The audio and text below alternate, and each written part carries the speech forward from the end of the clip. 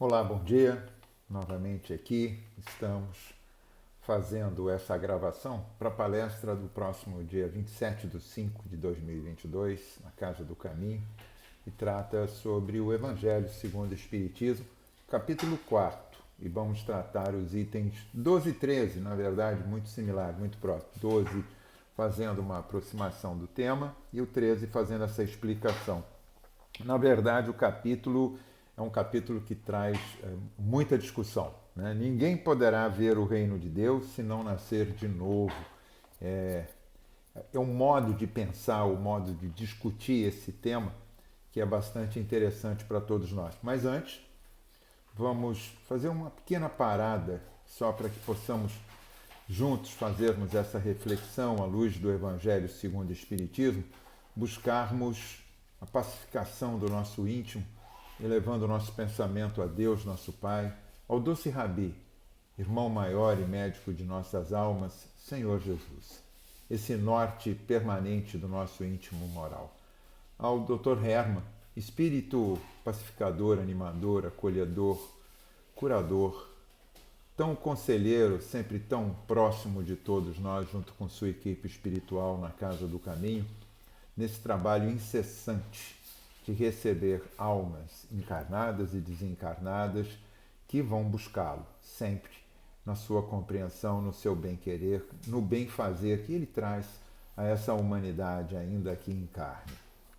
Agradecendo a possibilidade do trabalho e de nossos mentores, espíritos que tomaram para si uma tarefa difícil, a de nos acompanhar, de nos sugerir, de nos intuir, de serem presentes, enquanto assim o permitirmos, em nosso cotidiano, em nosso dia a dia, participando, influindo, intuindo para o melhor para cada um de nós, segundo nossas escolhas.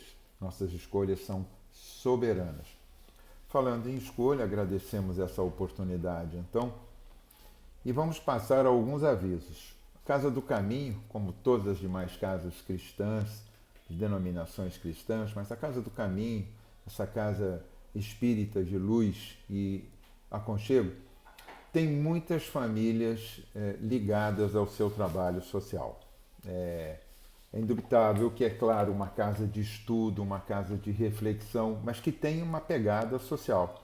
Não dá para pensarmos em, vamos tratar do assunto hoje, em reencarnação, se nós não pensarmos numa reentrada da carne e numa submissão à matéria, de estarmos submetidos às coisas do mundo. Desse modo, por esse feitio é que eu venho buscar-lhes agora para essa palestra do dia 27 de maio de 2022 e que, na verdade, pode se repetir por muitas e muitas oportunidades de datas, que é a capacidade da solidariedade que podemos desenvolver em nós. A solidariedade nesse momento em que o frio já se faz presente aqui no Rio de Janeiro. Já estamos com um frio que incomoda, é muito ruim, é muito difícil. A população em situação de rua, demais famílias carentes, necessitadas, que buscam a Casa do Caminho, na busca de auxílio por uma cesta básica, de alimento básico. Nós que ainda podemos dizer que temos tantos problemas no nosso dia a dia, mas nós temos um teto, nós temos família, nós temos aconchego, podemos nos intitular trabalhadores desta Casa do Caminho, convidados ou não, somos todos trabalhadores do Cristo, somos agentes modificadores. Não vamos nos esquecer dos donativos, das doações, da participação tão necessária de solidariedade a essa casa que nos abriga incondicionalmente por sua direção encarnada e desencarnada e que nos permite, nos oportuniza a ação de solidariedade, que é caridade em ação. Capacidade de colocarmos em prática aquilo que acabamos de falar nele, o doce Rabi, nos ensinou. Faz a teu próximo aquilo que deseja para ti mesmo. Como pensarmos no abrigo dos nossos lares, no aconchego, no calor de nossas camas, no prato sobre a mesa, sem pensar num próximo a quem podemos, se não intitular da mesma forma, pelo menos ajudar a prover o mínimo necessário. Agradeço antecipadamente pela Casa do Caminho a oportunidade da tarefa, da reflexão e de participar dessa tarefa que é bem fazer pelo próximo. A gente ainda está muito aprendiz, né? Está absolutamente aprendiz, está no beabá, mas já começamos. Para quem não começou, a oportunidade é agora. Venham fazer parte desse grupo de trabalhadores que podem ser modificador para cada um de nós e para todos aqueles que estão na nossa órbita. Voltamos, capítulo 4. Ninguém poderá ver o reino de Deus se não nascer de novo. Eu vou ter que dar uma lida no texto, que é pequenininho, e ele traz aí essa discussão sobre ressurreição e reencarnação, se são sinônimos ou não, se são questões próximas ou não, e a gente vai precisar discutir um pouquinho, porque é o tema da nossa palestra de hoje. Aqueles do vosso povo a quem a morte foi dada viverão de novo. Olha só, é o tema, é o item 12, né? É uma passagem de Isaías, né? E ela traz assim, é o Velho Testamento, tá? Aqueles do vosso povo a quem a morte foi dada viverão de novo. Aqueles que estavam mortos em meio a mim ressuscitarão. Despertai do vosso sono e entoai louvores a Deus, vós que habitais no pó. Interessante a passagem, né? Porque o orvalho que cai sobre vós é um orvalho de luz, e porque arruinareis a terra e o reino dos gigantes. A passagem fica um pouco conturbada nesse final, mas aí vem a explicação para ele, e a gente discutir um pouquinho. A gente está discutindo essa passagem, mas a gente não pode, pelo menos eu não consigo me sentir à vontade se a gente não pegar um pouquinho lá do começo do texto, que é o que ele faz tratar de ressurreição e reencarnação. Ele já diz, né? O judeu já trazia a reencarnação já remontando, né? Está na Torá. Na Torá. Jesus tinha pleno conhecimento, Jesus que era judeu, tinha pleno conhecimento da Torá e de todo o seu conhecimento, tanto que ele não vem subvertê-la, mas dar-lhe fé. Né? Ele vem. O que ele muda? É o pai de castigo, de uma justiça dura, para um pai de amor e justiça. Ele traz essa conciliação. E então, a passagem dele aqui, nesse momento que nós estamos falando, Jesus já falou em reencarnação? Não. Ele não falou em reencarnação porque não cabia ao seu tempo falar dessa passagem para a reencarnação, mas ele nunca a negou. Né? E em todas as passagens você tem a ressurreição e a reencarnação como fatos separados. Vamos lá. Para a ressurreição, eu até anotei aqui, nós vamos ter, claro, a famosa, que todos nós já buscamos aqui, o próprio Evangelho segundo o Espiritismo traz de forma tão clara Lázaro, né, naquele momento em que Jesus faz Lázaro ressurgir em seu corpo, porque ele estava simplesmente letárgico. Né? Não há como negar ciência, nem Jesus ia subverter as leis universais. Pelo contrário, ele dá cumprimento.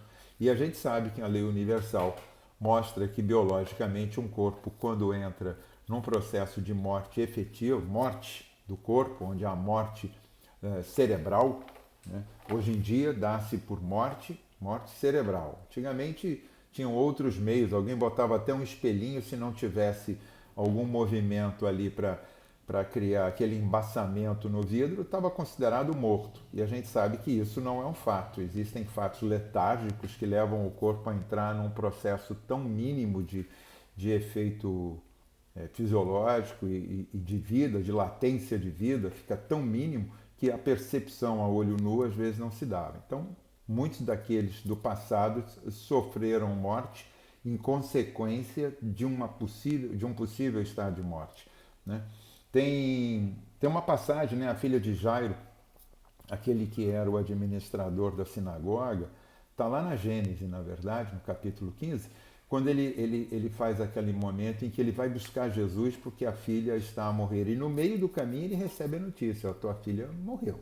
Né? Houve lá aquela interpretação, que não é tão clara para nós aqui, mas existe o fato de ele estar colocando essa morte como determinante. Aconteceu. Então, Jesus chega e ressuscita. É Talita, né? O momento de Talita. Ressurge porque ela não estava morta. Jesus não subverteu leis universais, leis da física. Não é um milagre nesse sentido.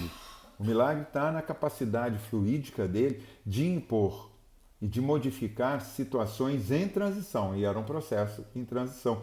Existe, na mesma Gênese, tem o filho da viúva de Naim, né? A mesma passagem. Então, são muitas as questões de ressurreição, tanto no Velho quanto no Novo Testamento. O que ele coloca aqui é esse despertar, e aí a gente fala lá no capítulo, no item 4 desse mesmo capítulo, está lá a explicação. A reencarnação fazia parte, ou faz parte, dos dogmas judeus sobre o nome de ressurreição.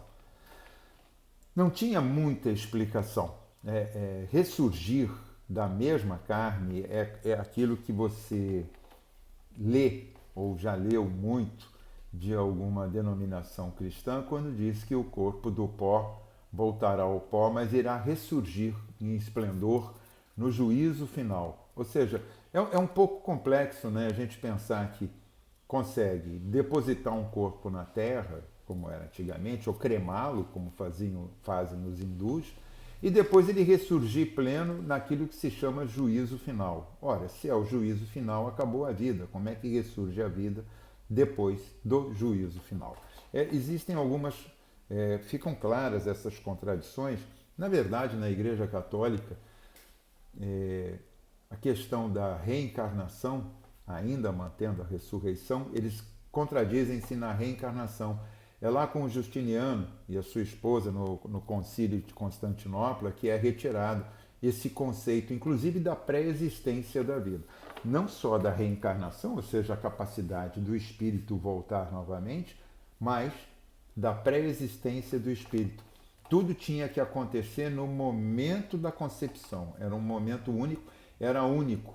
Então, se você, por essa ideia, por esse conceito, só acontece como espírito no momento da concepção, você também se extingue no momento da tua morte física, né? O espírito, o que eles dizem, o espírito surge no momento da concepção e morre junto com o corpo, aguardando uma ressurreição, ou seja, recuperar-se ao corpo, como se nós tivéssemos domínio pleno desse corpo, um direito pleno que foi colocado. Olha, ele virou pó, mas assim, na hora que precisar, ele vai reaparecer. Fica contraditório, fica confuso para nós todos, ainda mais com a ciência no seu avanço. Agora, a ciência vai contrapor a reencarnação?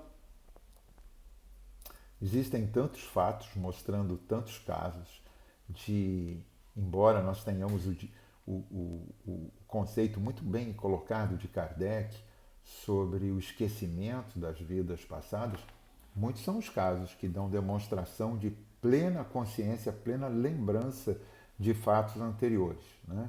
A gente pode ver o livro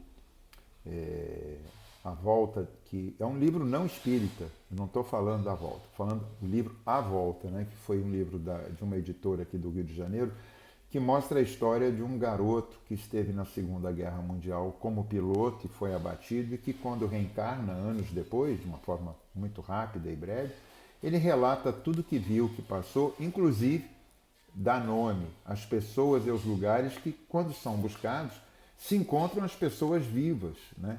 E ele ainda bem criança, o livro é bem interessante, consegue ter um diálogo, né, com aquela equipe que o precedia lá no porta-aviões, onde ele era piloto na Segunda Guerra Mundial no Pacífico, de todos aqueles que estavam envolvidos. Minha Vida em Outra Vida é um filme que é muito usado, onde uma mulher no meio oeste americano consegue ter presciência, consegue ter lembranças, tanto em sonho como em intuição, da sua vida na Europa, lá no Reino Unido, onde ela tinha uma família e que, buscando por essa trilha e pelos sinais, ela consegue. Reencarnação, para discutir, tem muito. Mas o que é o sentido dessa reencarnação e da ressurreição? nós não vamos ressurgir na carne. Não vamos. Até tem uma passagem, logo na sequência aqui do item 12 e 13, que são passagens pequenas, né, no tratar aqui com Isaías, eu vou me valer da questão 14. Da mesma forma que eu fui buscar um pouquinho anterioridade aqui no tema, no início com o item 4, né, eu vou pegar aqui a passagem de Job, que é Jó, né, para quem aprende como eu, e que está lá no Velho Testamento, ou no Testamento Antigo, né, velho é só uma referência, está lá em Job 14, versículos 10 a 14, o capítulo 14, nos versículos 10 a 14, e que tem uma versão da igreja grega, olha que coisa interessante, que contextualiza o seguinte: se na tradução original Job coloca assim, mas quando o homem há morrido uma vez, quando o seu corpo separado do seu espírito foi consumido, o que é feito dele? Olha só, a pergunta já muda nessa questão de ressurreição, né? Se ele é morto, se o seu corpo foi consumido, o que é feito dele para poder ressurgir, como dizem, né, nessa busca da ressurreição? Tendo morrido uma vez, poderia o homem reviver de novo? É na sequência da pergunta. Nesta guerra em que me acho todos os dias da minha vida, espero que chegue a minha mutação. Mudar. Transmigração. Ele está mudando, mutação. E aí, na tradução da igreja grega, vem: quando o homem está morto, vive sempre. Acabando os dias da minha existência terrestre, esperarei, porquanto a ela assim voltarei de novo. Olha só, vai aguardar o momento da sua consumação física, mas sabe que vai ressurgir. Então, o que fica para nós é esse momento de nós podermos estudar e entender. Lei de reencarnação é uma lei natural, está na humanidade. Desde quando já um tanto maduros, já como sapiens, há pouco mais de 5.000 anos começamos a escrever a nossa história. Antes era toda oral. Os registros são muito pequenos, né?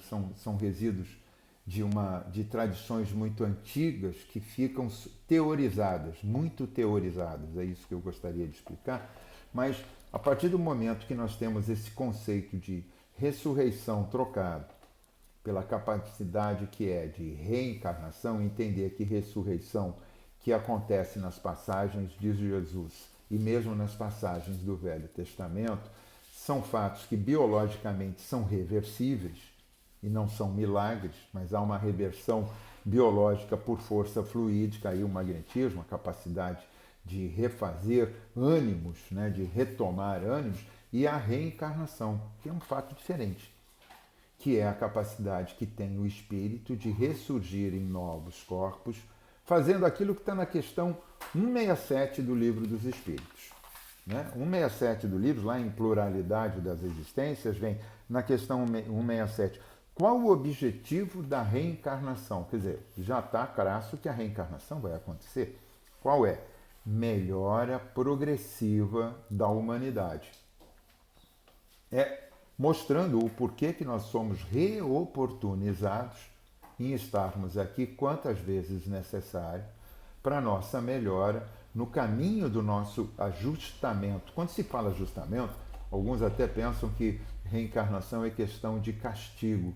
Não, é questão de reoportunização e reajustamento. É claro que nós, ainda que somos muito pequenos no nosso íntimo, no nosso entender, sempre nos vitimizamos um pouco. Estou partindo de mim falando disso, né?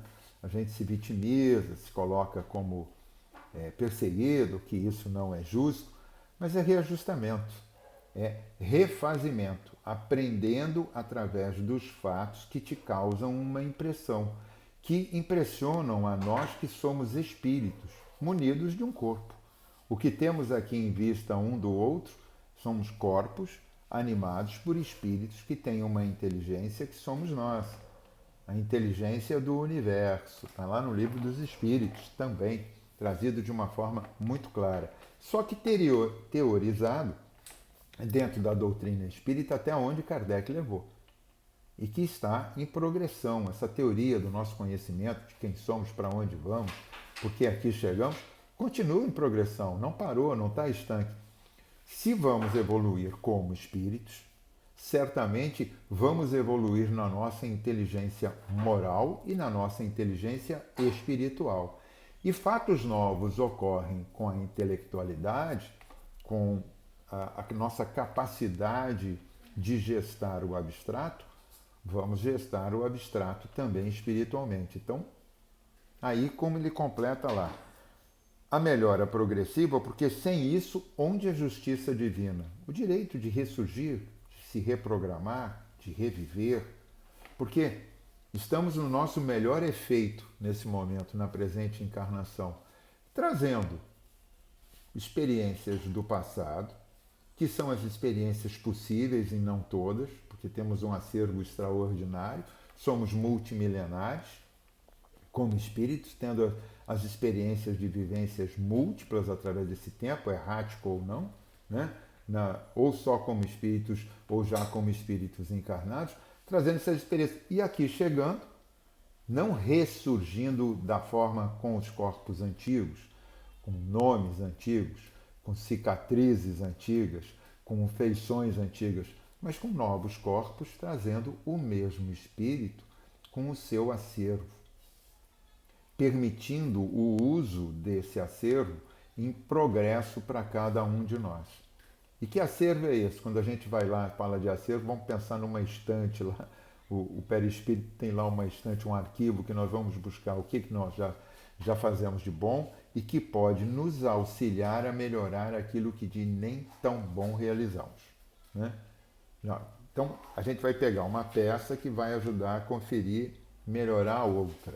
É isso que está aqui, que eu acho que fica, inclusive, quando estamos falando nessa passagem do Evangelho segundo o Espiritismo, não vamos poder nascer de novo, fica uma história bastante interessante aqui para nós, que é o item 1010, lá em Penas e Gozos Futuros, né? Que ele vem e pergunta, deixa eu até abrir aqui, né? A 1010.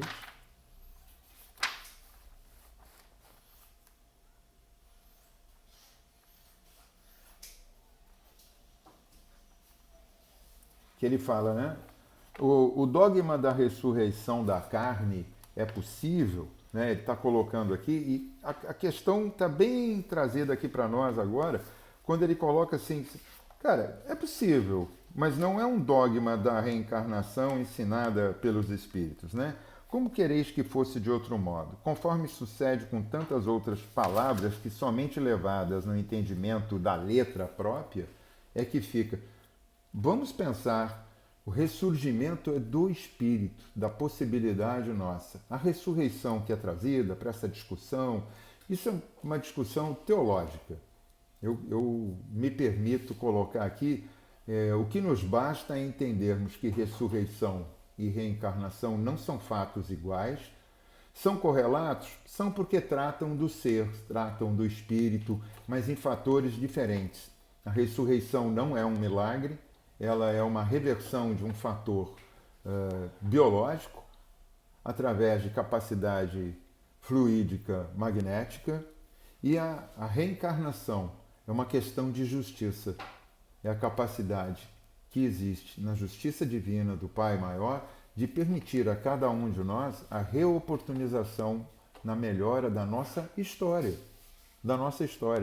Os fatos teológicos eu vou me abster, porque eu sou absolutamente ignorante para discutir esse aspecto.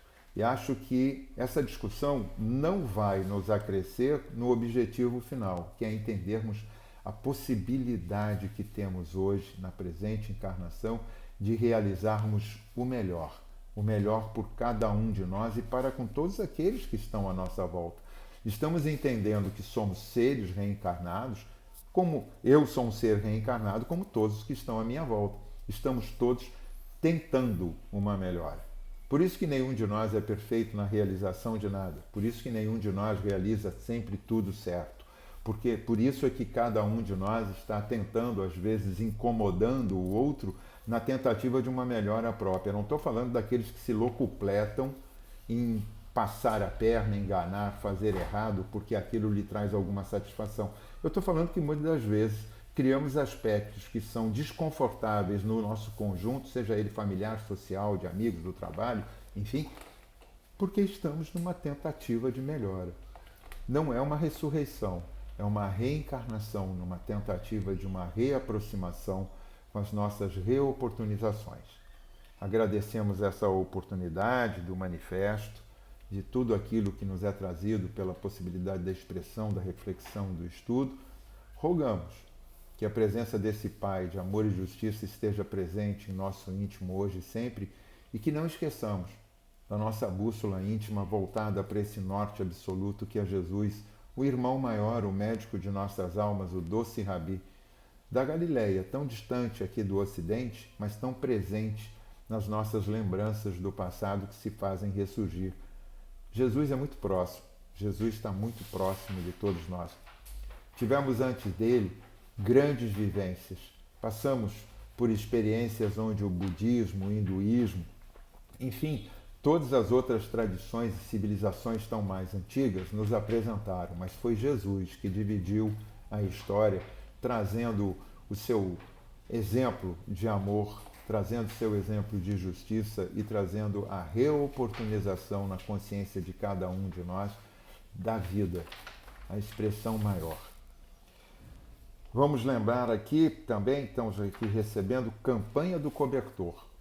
Me lembraram aqui para o final, antes de eu encerrar a presente palestra, eu falei das doações lá no começo, vamos nos lembrar, um cobertor para ajustar e melhorar, acalentar, abrigar esses nossos irmãos em situação de rua. Bem lembrado que fui nessa oportunidade que estamos fazendo aqui, dessas palestras que são construídas em nossas casas, sempre temos um querido ou uma querida, como foi a minha esposa aqui, em me lembrar no final dessa palestra, que já que estamos falando em reoportunização de reencarnação, reoportunizar, fazer o bem. Fazer o bem é, se puder, se tiver vontade e der um jeitinho por aí, vamos buscar. Um cobertorzinho já vai fazer uma diferença muito grande, mas muito grande, para aqueles nossos irmãos que estão ainda vivendo em situação de rua. Fora aquelas famílias que concorrem para o auxílio da Casa do Caminho. Pela oportunidade, novamente, da reflexão, agradecemos e encerramos por aqui. Um grande abraço a todos. Fiquem com Deus.